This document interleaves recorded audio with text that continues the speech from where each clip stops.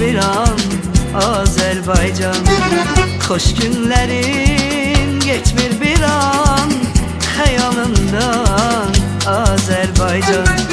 Gönlüm kuşu kanat çalmaz sensiz bir an Azerbaycan. Hoş günlerin geçmir bir an hayalımdan Azerbaycan. Senden ayrı düşsem de ben eşkin ile yaşayram.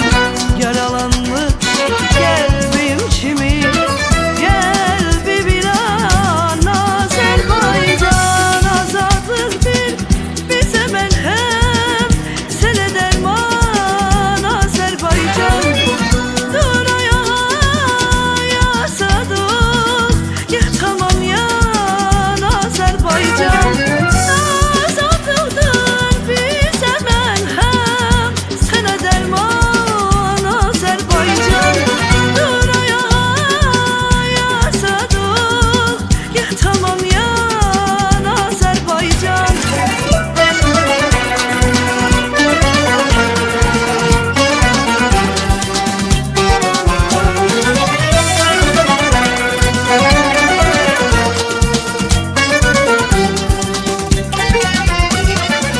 Bestir ferah otlarından kölelendi başımıza. Dolu bağlı kalacaktı ne vaktacan Azerbaycan.